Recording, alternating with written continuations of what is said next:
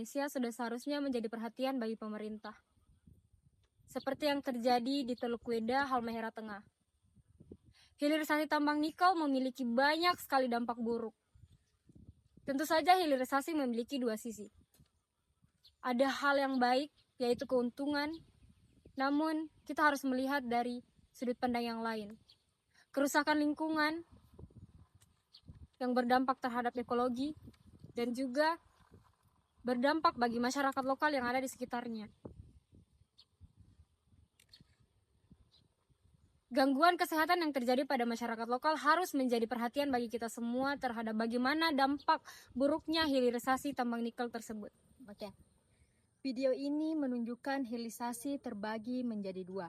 Yang pertama yaitu membawa keuntungan. Yang kedua yaitu membawa masalah kesehatan. Kemudian pencemaran lingkungan khususnya untuk warga sekitar.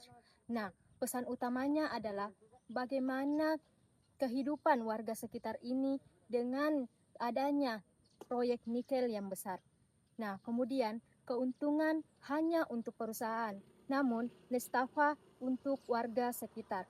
Nah, ini dari video ini langsung tercorak bahwa keuntungan yang sangat besar yaitu hanya untuk perusahaan. Namun untuk warga hanya mendapatkan nestapa yang sakit maupun lingkungan yang tidak sehat. Nah, nestapa yang sakit ini yang dimaksud yaitu sakit yang tidak terlihat oleh mata namun nyata dirasakan. Mungkin itu pesan yang sangat menarik dari video ini. Sekian, terima kasih. Dari video hilirisasi nikel, pencemaran lingkungan yang sangat masif.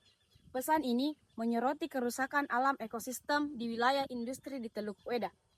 Air laut berubah dan tercemar, nelayan di Teluk Weda dan Morowali mengalami dampaknya langsung. Mereka mengatakan bahwa air laut menjadi merah dan keruh, sehingga sangat susah untuk mendapatkan ikan.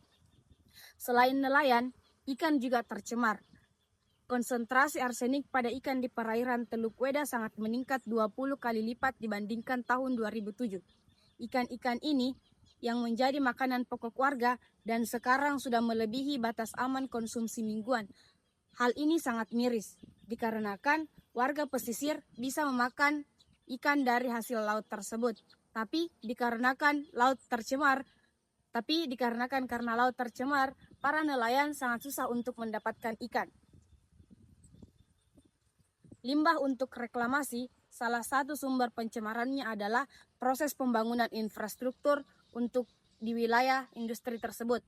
Karena proses pembangunan infrastruktur misalnya untuk peluasan bandara yang berada di kawasan IWIP. Materialnya berasal dari limbah peleburan nikel, abu batu bara, dan limbah berbahaya lainnya. Video ini tidak hanya fokus kepada manusia, tapi juga ke satwa liar. Contohnya, hilangnya ruang hidup satwa. Ekspansi industri smelter mengancam ruang hidup satwa, termasuk primata endemik Sulawesi Tengah, yaitu makaka tongkeana. Dan yang kedua, perubahan perilaku satwa. Karena hutan sebagai rumah dan sumber makanan mereka menjadi hilang, atau yang biasa disebut devastasi. Makaka ini terpaksa mengais makanan dari sampah pemukiman warga. Dan yang ketiga, peningkatan risiko wabah atau yang biasa disebut zoonosis. Interaksi satwa liar dengan sampah dan manusia ini meningkatkan risiko penularan penyakit dari satwa ke manusia yang berpotensi menjadi wabah. Jadi berdasarkan hasil tindak lanjut dari tim peneliti Nexus 3 dan Universitas Tadulako merumuskan beberapa tindak lanjut yang diantaranya yaitu adalah pemantauan terhadap kualitas air dan hasil tangkapan terutama di Teluk Weda, dan kemudian yaitu adalah pemantauan terhadap kualitas udara secara berkala, dan kemudian yaitu adalah memperketat aturan emisi logam berat yang ada di pertambangan, dan yang kemudian yang paling penting adalah penegakan hukum yang harus lebih diperkuat. Dan hingga saat ini perlu kita menyadari bahwa masyarakat sekitar tambang itu sangat sengsara, terutama pada kondisi kesehatan mereka. Dan kemudian ancaman terbesar yang dihadapi oleh masyarakat sekitar yaitu adalah ancaman kematian yang disebabkan oleh pertambangan.